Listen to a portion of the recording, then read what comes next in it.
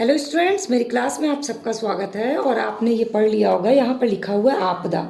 एक बहुत ही जाना पहचाना, बहुत ही सुना सुनाया टर्म है आपदा यानी डिजास्टर। और इन दिनों ये कुछ ज़्यादा ही चर्चा में है, क्योंकि आप भी जानते हैं कि इस वायरस के आने के बाद से ये वायरस जो है हमारे लिए एक डिज़ास्टर रहा।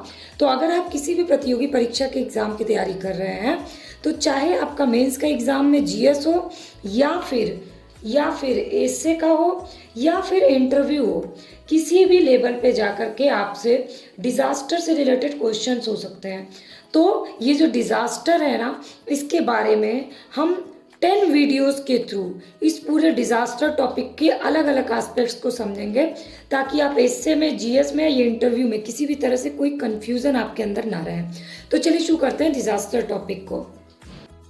चलिए, तो आज हम आपदा के अर्थ और शब्दावली के थ्रू आपदा को पूरी तरह से समझेंगे। तो आपदा जो है, भारत जो है हमारा देश, भौगोलिक रचना के हिसाब से उसमें क्षेत्र, जनसंख्या और जलवायु ये आपदा का निर्धारण करते हैं। यानी जो हम आपदा के प्रकार जानते हैं, प्राकृतिक आपदा और मानव निर्मित आपदा, ये हम आगे पढ़ेंगे इसके बारे में। लेकिन ये दोनों ही किससे जुड़ा हुआ है? क्षेत्र, जनसंख्या और जलवायु से। ये पहला कीवर्ड याद कर लीजिए आप। इसके बाद प्राचीन काल से ही जो है ना, वो आपदा शब्द भले ना आया हो, लेकिन आपदा आती थी। यानी आपदा या डिजास्टर शब्द नया है, लेकिन ये जो विपत्ति या आपदा है, ये चीज पुरानी है। यानी जैसे मान लीजिए हमारी भौगोलिक स्थिति क्या है। हमारी भौगोलिक स्थिति अगर है कि हम समुद्र तट के किनारे रहते हैं, तो हमें किसके लिए तैयार रहना है? तो हमें सुनामी के लिए तैयार रहना है। अगर हम पर्वतीय क्षेत्र पे रहते हैं, तो हमें किसके लिए तैयार रहना है? तो वो भी प्राकृतिक आपदा के लिए हमें तैयार रहना है। तो किसी भी क्षेत्र में, चाहे वो भारत हो या कोई भी देश हो, वहाँ की भौगोलिक स्थिति ही आपदा का निर्धारण करती है, चाहे वो प्राकृतिक आपदा हो या मानव निर्मित आपदा। ये है पहली चीज। अब चलते हैं आगे। तो प्राचीन काल से ही आपदा जो है वो आती रही है। प्राचीन काल से कैसे चली आ रही है, तो कुछ डाटा देख लेते हैं। तो 60% जो है यहाँ पर भारत में भूकंप, भारत क्या पूरा विश्व ही मान लीजिए, पूरे विश्व में 60% भूकंप, 40 मिलीमीटर हेक्टेयर बाढ़, ये भी एक आपदा है, 68% सूखा। तो ये जो है ना, ये सब आपदाओं के परसेंटेज हैं। अब भारत के एस्पेक्ट से देखें, तो जो आपको याद होगा, उड़ीसा में आया था महाचक्रवात 2001 में, गुजरात में आया था भूकंप 2005 में, कश्मीर में आया था भूकंप 2004 में, और 2004 में आया था सुनामी। तो इनसे आप समझ सकते हैं कि आपदाएं हमेशा एक अंतराल के बाद आती रहती हैं। इसीलिए इंटरनेशनल डिजास्टर डाटाबेस द्वारा वर्ल्ड डिजास्टर रिपोर्ट प्रस्तुत की गई, जिसमें ये बताया गया, रेड क्रॉस सोसाइटी ने भी बताया कि आपदाएं क्या हैं, इसको सही तरह से डिफाइन करना ज़रूरी है। तो ये कुछ कीवर्ड्स पहले तो इंट्रोडक्शन में आपको, चाहे आप इंटरव्यू दीजिए, चाहे जीएस में, चाहे एसे में लिखिए, ये आपको पता होना चाहिए कि आपदा का निर्धारण किसी भी क्षेत्र का, किसी भी जगह का भौगोलिक स्थिति करती है। दूसरा, आपदा प्राचीन काल से ही चली आ रही है, कोई नई चीज़ नहीं है। अब तीसरा है शब्दावली के थ्रू हम आपदा को समझते हैं। तो जैसा कि आप देख सकते हैं, पहला शब्दावली है हमारा खतरा। आपदा प्रबंधन में प्रयोग किए जाने वाला पहला शब्द है खतरा। खतरा कैसे पता चलेगा? तो खतरे की परिभाषा जो होती है ना, वो भौतिक परिघटना के बाद का है। जैसे कि प्राकृतिक खतरा होता है, यानी प्रकृति द्वारा उत्पन्न हुए खतरे, जैसे कि बाढ़, सूखा, ठीक है। और खतरा जो होता है वो मानव निर्मित खतरा होता है, जैसे कि इमारत का गिरना, बम विस्फोट होना। तो प्राकृतिक और मानव निर्मित खतरे के बीच को अंतर स्पष्ट करना बहुत मुश्किल होता है, क्योंकि कई बार क्या होता है ना, कि प्राकृतिक कारण भी होते हैं और मानवीय क्रियाकलाप के कारण एक खतरा उत्पन्न हो जाता है। तो कुछ खतरे अपने स्वरूप में प्राकृतिक होते हैं और मानव निर्मित के कारण वो मानव निर्मित हो जाते हैं। जैसे जल निकास प्रणाली अगर सही नहीं होती है, तो आती तो बारिश है, पर जल निकास प्रणाली सही नहीं होने के कारण वो बाढ़ का रूप ले लेती है। तो ये दोनों मिक्स हो गया। ये बहुत ही इंपॉर्टेंट पॉइंट है आपके लिए। अब 3 प्रकार के खतरे होते हैं। तो 3 प्रकार के खतरे कौन से हैं? तो पहला खतरा है जल एवं जलवायु संबंधी जोखिम, यानी जल एवं जलवायु संबंधी खतरा। इसमें आप लिख लीजिए बाढ़, चक्रवात, बारिश, सूखा। इसके बाद दूसरा है भूवैज्ञानिक संबंधी खतरे। इसमें क्या है? भूकंप, खदान की अग्नि, खदान में जो आग लग जाती है ना अक्सर, वो। तीसरा खतरा क्या है? तीसरा खतरा है रासायनिक, औद्योगिक, नाभिकीय खतरे। ठीक है, इसमें जैसे कि नाभिकीय आपदा आती है, जो भोपाल गैस आपदा कांड हुआ था ना, वो नाभिकीय खतरा था। ठीक है, तो खतरा ये हो गया। इसके बाद चौथा होता है दुर्घटना संबंधी खतरा। अब दुर्घटना में क्या आता है? जैसे कि तेल विस्फोट हो गया, नाव डूब गई, गांव में आग लग गई। ठीक है, इसके बाद पांचवा खतरा आता है जैविक खतरा। जैसे कि कोई महामारी का फैलना, तो अभी जो वायरस फैला है वो आएगा जैविक खतरे में। कीटों का आक्रमण होना, पशुओं में महामारी फैलना, जैसे कि बर्ड फ्लू आया, वो क्या है? पशुओं की महामारी है। ठीक है, तो खतरा क्या है ये मैंने बता दिया। खतरे कितने प्रकार के होते हैं और इसका लिंक आपदा से कैसे, वो भी हम आगे समझेंगे इसको। अब हम चलते हैं दूसरी शब्दावली पे। दूसरी शब्दावली है संवेदनशीलता। इस पॉइंट्स को आपको मैं मेन कीवर्ड्स नोट डाउन करा रही हूँ, प्लीज कीवर्ड नोट डाउन कर लीजिएगा। चलिए, तो दूसरी शब्दावली है संवेदनशीलता। अब ये संवेदनशीलता क्या है? संवेदनशीलता बेसिकली वो सीमा होती है एक जिसमें विशेष खतरे के अपने स्वरूप, निर्माण, खतरनाक क्षेत्र के निर्माण की निकटता और आपदा संभावित क्षेत्रों के कारण विशेष खतरे के प्रभाव से क्षतिग्रस्त। मतलब ऐसी जगह जो खतरनाक क्षेत्र के तहत आती है। ओवरऑल सिंपल भाषा में समझिए कि ऐसी जगह जिसको संवेदनशील घोषित किया गया, जैसे भूकंप के लिए संवेदनशील क्षेत्र घोषित किया जाता है, वही चीज है। जैसे कि भोपाल गैस त्रासदी जब हुई तो वो संवेदनशील जगह पे हुई। क्यों? क्योंकि फैक्ट्री के आसपास की जगह संवेदनशील क्षेत्र कहलाती है। जहाँ पे फैक्ट्री है इसीलिए वहाँ पे कॉलोनी नहीं बनाई जाती है, क्योंकि वो संवेदनशील क्षेत्र है। इसीलिए भोपाल गैस त्रासदी जो है वो ज़्यादा लोग को प्रभावित कर पाई। कब हुई थी भोपाल गैस त्रासदी, वो आप लोग को मैंने बता दिया पहले ही। चलिए, अब भूकंप द्वारा प्रभावित क्षेत्र में किए गए अनुसंधान से पता चलता है कि वो सीमा जिसमें कोई आबादी होती है वही संवेदनशील होता है। क्योंकि कहीं भी कोई भी आपदा आती है और अगर अब वहाँ आबादी नहीं है तो वो आपदा कहलाती ही नहीं है, जब तक कि जनमानस की हानि नहीं होती है। तो दूसरी संवेदनशीलता किस आधार पर घोषित की जाती है? आबादी के आधार पर। अब चलिए हम बेसिक टर्म्स के हिसाब से संवेदनशीलता को समझते हैं। तो पहला होता है भौतिक संवेदनशीलता, यानी वहां की भौतिक स्थिति के आधार पर संवेदनशीलता निर्धारित करना। उसी के हिसाब से वहां पर अवसंरचना या बिल्डिंग्स बनाना भौतिक स्थिति के आधार पर। जैसे कि मान लीजिए जो भूकंप वाले संवेदनशील क्षेत्र, वहां 10 मंजिली बहुमंजिली इमारत नहीं बनानी चाहिए। दूसरा है आर्थिक संवेदनशीलता। अब ये आर्थिक संवेदनशीलता क्या होती है? यानी गरीब लोगों के घरों को अत्यधिक संवेदनशील समझा जाता है क्योंकि उनके घर कमजोर होते हैं और खतरनाक क्षेत्र में उनके घर नहीं बनाने चाहिए। जैसे कि जहाँ बाढ़ बार आती हो वहाँ गरीबों की झोपड़पट्टी नहीं होनी चाहिए, क्योंकि बाढ़ आएगी तो बिल्डिंग तो बहेगी नहीं, लेकिन गरीबों की झोपड़पट्टी बह जाएगी। तो वो गरीबों के लिए संवेदनशील जगह है, आर्थिक संवेदनशीलता हुआ। तीसरा सामाजिक संवेदनशीलता। अब ये सामाजिक संवेदनशीलता क्या है? तो जनसंख्या के कुछ भाग अन्य भाग की अपेक्षा अधिक संवेदनशील होते हैं, जैसे कि महिलाएं, बूढ़े, बच्चे। ये है सामाजिक संवेदनशीलता। तो जिस एरिया में ये लोग रहते हैं उसको अलग तरह से संवेदनशील क्षेत्र घोषित किया जाता है। चौथी संवेदनशीलता हुई अन्य, जैसे कि पर्यावरण संवेदनशीलता।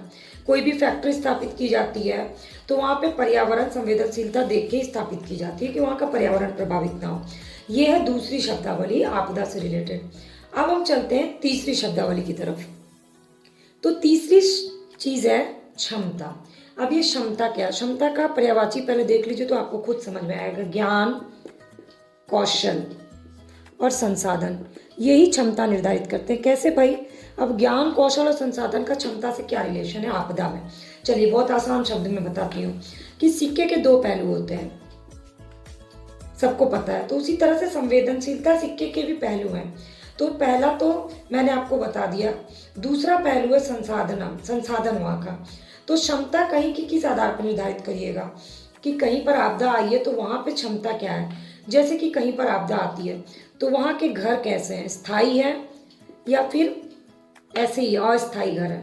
दूसरा, वहाँ पे पर्याप्त भोजन है कि नहीं, ठीक है, ये भी वहाँ के लोगों की क्षमता। वहाँ पर स्वास्थ्य कैसा है, संरचना कैसी है, स्थानीय लोगों का ज्ञान कैसा है, उस महामारी या उस आपदा से संबंधित लोगों का ज्ञान कैसा है। जैसे मान लीजिए कहीं भूकंप आता है, जहाँ पे लोगों को ज्ञान नहीं होगा वहाँ भगदड़ मच जाएगी। जहाँ लोगों को ज्ञान होगा तो उन्हें पता होगा कि भूकंप आने पे क्या करना है। यही होता है क्षमता, जिसमें मानवीय क्षमता भी आती है, संरचनात्मक क्षमता आती है, दोनों आती है। तो क्षमता बेसिकली किसी भी आपदा के समय नियंत्रण करने की क्षमता से रिलेटेड है। इसमें आप परिवार में की भी क्षमता देखी जाती है, उस जगह की क्षमता देखी जाती है, उस समुदाय की क्षमता देखी जाती है, और वहाँ पर जो सरकार है उसकी क्षमता देखी जाती है। तो ये सारे चीज़ें आती हैं क्षमता में। अब चौथा शब्दावली क्या है? तो चौथी शब्दावली है जोखिम। जोखिम जो है ना व्यक्तियों के लिए रोज का है। मतलब हमारे इंडिया में तो जोखिम हमको लगता है हर कोई हर दिन थोड़ा छोटा बड़ा जोखिम उठाता है। यानी हमारी ये डेली लाइफ का हिस्सा है, जहाँ पर लोगों को बाहरी सहायता पहुँचाई जाती है। तो जोखिम की कोई स्पेशल कोई परिभाषा नहीं है, एक बहुत छोटा सा टर्म है, लेकिन आपदा के समय ये बहुत बड़ा टर्म हो जाता है।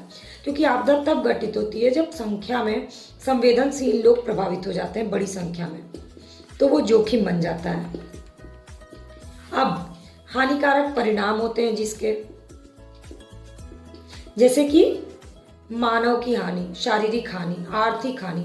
अभी जिस वायरस ने हमारे पूरे विश्व पे अटैक किया उसके हानिकारक प्रभाव मानव पे तो पड़े ही, आर्थिक भी पड़े, शारीरिक भी पड़े, और इन फ्यूचर पर्यावरण पे भी इसके प्रभाव पड़ेंगे। कैसे पड़ेंगे कुछ दिन में आपको पता चल जाएगा, जब पीपीई किट और मास्क इन सब चीज़ों के साइड इफ़ेक्ट्स होंगे, सैनिटाइज़र के साइड इफ़ेक्ट्स होंगे। क्योंकि मेडिकल जो भी सामान जो भी डिस्पोज हो रहा है वो हमारे इन्वायरमेंट को प्रभावित करेगा। ठीक है, तो जोखिम जो है ना वो खतरे का ही एक स्टेप आगे है। जोखिम खतरे की घटना और हानि का कार्य करता है। तो आपदा जो है ना, अब आप टर्म में देखिए, आपदा इक्वल्स टू खतरा प्लस संवेदनशीलता बाई क्षमता। मतलब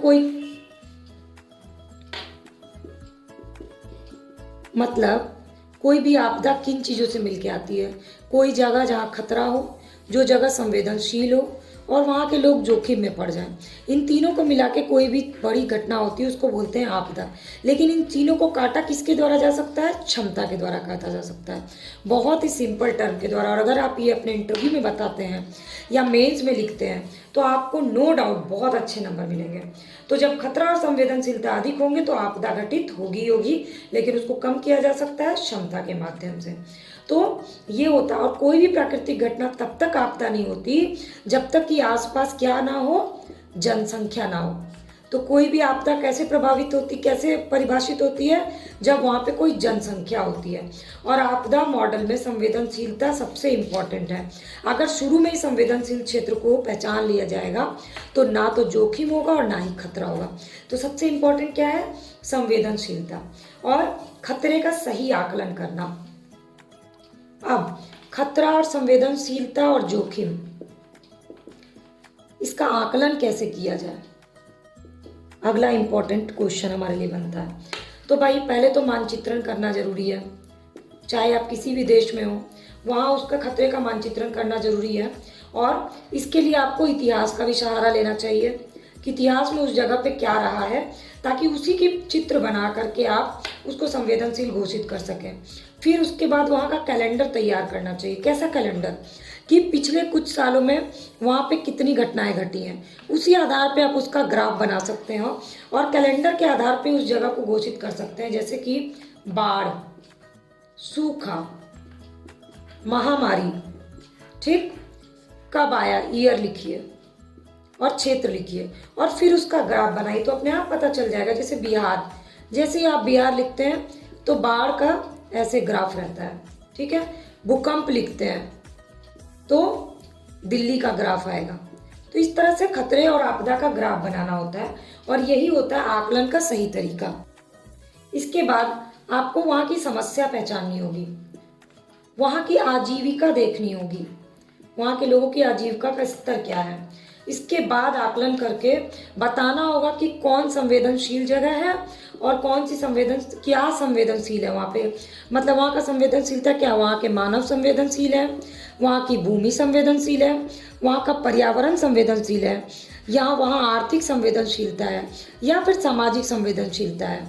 इस तरह से निर्धारित करने के बाद ही आप किसी भी जगह की आपदा को कम कर सकते हो। और इसके लिए लास्ट क्या है, आपको पूरा एक दस्तावेज तैयार करना पड़ेगा और दस्तावेज के आधार पर ही संवेदनशील जनसंख्या या संवेदनशील संरचना में आप विभाजन कर सकते हैं कि वहाँ की जनसंख्या ज़्यादा संवेदनशील है या वहाँ की अवसंरचना ज़्यादा संवेदनशील है। और जब आपने ये पूरा मानचित्रण कर लिया तो अगला आपका क्या काम है, उसके लिए उपकरण यानी उसके लिए तैयारी करना। तैयारी में क्या आएगा, एक तैयारी तो सरकारी करेगी सरकार, दूसरा गैर सरकारी यानी एनजीओ तैयारी करेंगे और तीसरा प्राइवेट सेक्टर तैयारी करेंगे। तो अब ये तैयारी से रिलेटेड बात हम आगे करेंगे। आज हमें सिर्फ खतरे को समझना है, आपदा को समझना है। इस तरह से आपने संवेदनशीलता खतरा का आकलन कर लिया और अब आप समझ गए होंगे कि बेसिकली आपदा क्या है। तो एशियन डिजास्टर सेंटर के अकॉर्डिंग आपदा जो है पूरे विश्व में आती है, लेकिन कारण सब जगह का एक ही होता है, वो है उसकी भौतिक संरचना। और इसी भौतिक संरचना को दो भाग में बांट दिया जाता है, मानव निर्मित और प्राकृतिक आपदा। लेकिन इसको पहचानने के लिए क्या करना होता है, खतरा, संवेदनशीलता, जोखिम और क्षमता पे ध्यान देना होता है। तो इस तरह से आपदा टर्म को हम पूरी तरह से समझ लिए। अब अपने आपको अगर ये वीडियो अच्छी लगी होगी तो लाइक ज़रूर करिएगा, कमेंट करके अपने क्वेश्चंस मुझसे ज़रूर पूछिएगा और वीडियो को और लोगों से शेयर कर लीजिएगा। और अभी तक सब्सक्राइब बटन को नहीं क्लिक किया तो क्लिक करके बेल आइकन को प्रेस कर लीजिए ताकि फ्री ऑफ कॉस्ट सारी वीडियो अपडेट आपको मिल जाए। अब सेकंड क्लास में हम करेंगे कि आपदा कितने प्रकार की होती है। बहुत ही इंटरेस्टिंग टॉपिक है, आपको बहुत मज़ा आएगा आपदा के प्रकार पढ़ करके।